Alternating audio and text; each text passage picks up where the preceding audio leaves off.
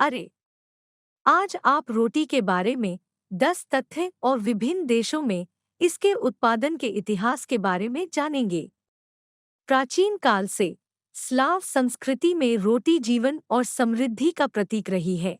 इसलिए इस अवधारणा का अर्थ अक्सर न केवल आटा खाद्य उत्पाद होता है, बल्कि आश्रय, घर, धन और बचत भी होता है। कहावतों, गीतों और प्रार्थनाओं में रोटी बड़ी श्रद्धा और यहाँ तक कि श्रद्धा के साथ बोली जाती है। और यह आश्चर्य की बात नहीं है, क्योंकि यह वह था जितना उपलब्ध पौष्टिक, जिसने लोगों को सबसे कठिन और भूखे समय में खिलाया। रोटी का इतिहास सदियों पीछे चला जाता है। यह दुनिया के सबसे पुराने और सबसे सम्मानित खाद्य पदार्थों में से एक है और आज तक इसका मूल्य नहीं खोया है। जब औसत व्यक्ति के लिए खाद्य पदार्थों की एक विस्तृत श्रृंखला उपलब्ध है, रोटी अब समृद्धि का सूचक नहीं है, बल्कि इसका इतिहास, स्वाद, किस्में और विविधता लोगों का ध्यान आकर्षित करती है। पहला तथ्य, लगभग 4000 साल पहले मिस्र के लोग रोटी बनाना सीखते थे। उन्होंने एक बहुत ही लचीली बेकरी प्रणाली बनाई है, जिससे उनकी 50 विभिन्न प्रकार की ब्रेड का उत्पादन होता है। पिरामिड और स्फिंक्स के रूप में भी रोटी थी।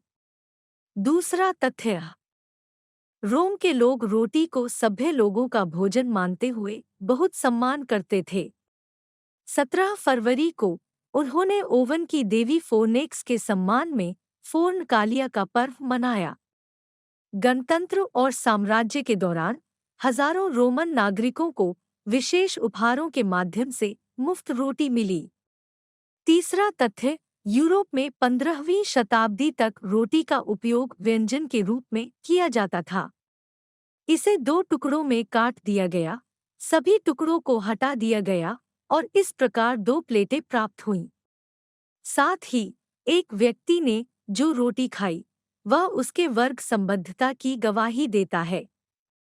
यह इस तथ्य के कारण है कि किसानों ने जमींदार को गेहूं के साथ एक कर का भुगतान किया और बचे हुए को बेच दिया, खुद को सफेद रोटी का स्वाद लेने के अवसर से वंचित कर दिया और चारे के अनाज से संतुष्ट हो गए, जिससे वे काले पके हुए थे। चौथा तथ्य, रूस में गेहूं 5वीं या 6ठी शताब्दी में कहीं दिखाई दिया और यह सक्रिय रूप से बाद में भी केवल 18वीं शताब्दी में खेत में उपयोग किया जाता था। इससे पहले राई से रोटी बेक की जाती थी। यह काली रोटी के लिए रूसी लोगों के ऐतिहासिक प्रेम की व्याख्या करता है। पांचवां तथ्य, बेकर्स की अजीब परंपरा के बावजूद मास्को पेस्ट्री को रूस में सबसे स्वादिष्ट माना जाता था। उन्होंने मेज से सब कुछ साफ किया, बिस्तर बनाया और कार्यस्थल पर ही सो गए। छठा तथ्य, पूरे संग्रहालय रोटी के लिए समर्पित हैं। उनमें स्थित प्रदर्शन इस शिल्प के इतिहास में खुद को विसर्जित करने में मदद करते हैं।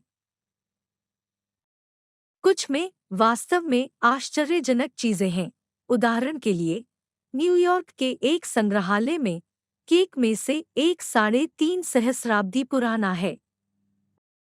सातवां तथ्य, हर कोई जानता है कि लेनिनग्राद की घेराबंदी के सबसे बुरे वर्षों में शहर के अंदर फंसे लोग भूख से पीड़ित थे और अक्सर उन्हें केवल 125 ग्राम रोटी मिलती थी। हालांकि हर कोई नहीं जानता कि इंग्लैंड में 19वीं शताब्दी में शांतिकाल में वर्कहाउस में श्रमिकों को 12 घंटे के काम के लिए या बल्कि 180 ग्राम रोटी मिलती थी। आठवां तथ्य, 19वीं सदी में रूसी गांव भूखे थे। अच्छे वर्षों में भी किसान कुपोषित थे। गंभीर मामले के लिए जाना जाता है जब अनाज जारिस्क में लाया गया था, लेकिन खरीदारों ने किसानों को भुखमरी के लिए बर्बाद करते हुए 17 कोपेक प्रति पूट से अधिक का भुगतान करने से इनकार कर दिया। लोगों ने घुटनों के बल दया मांगी, लेकिन व्यर्थ।